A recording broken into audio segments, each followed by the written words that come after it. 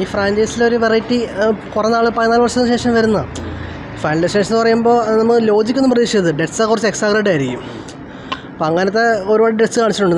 നല്ല രക്തം വയലൻസൊക്കെ ഉള്ളതാണ്. ഫാമിലിയായിട്ട് ഫുള്ള് യൂത്തായിട്ടല്ല, അങ്ങനെ ഫാമിലി ആയിട്ട് കാണാൻ പറ്റുമെന്ന് ചോദിച്ചാൽ അത് പൈസയ്ക്ക് വർത്താണ്. പക്ഷേ ഓടി പണിന്ന് വലിയ സ്ക്രീനാണല്ലോ, അപ്പോൾ അതിൽ തന്നെ നല്ലോണം ചോരക്കാരോളം തെറിക്കുന്നുണ്ട്.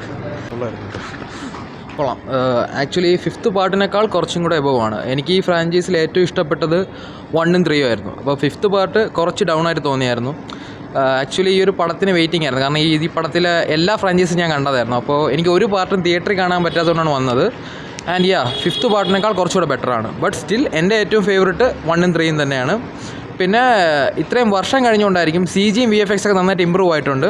പിന്നെ കൺസെപ്റ്റ് അത് തന്നെയാണ്, ഒരാൾക്കുണ്ടാകുന്ന വിഷൻ, തുടർന്നുണ്ടാകുന്ന ഇൻസിഡൻസും കാര്യങ്ങളൊക്കെ തന്നെയാണ്. ബട്ട് VFX CG എല്ലാം നല്ല ഇമ്പ്രൂവ് ആയിട്ടുണ്ട്. ആൻഡ് 5th പാർട്ടിനേക്കാൾ കുറച്ചും കൂടെ ബെറ്ററാണ്. ഓവറോൾ കൊള്ളാം, തിയേറ്ററിൽ തന്നെ കാണണം, കൊള്ളാം.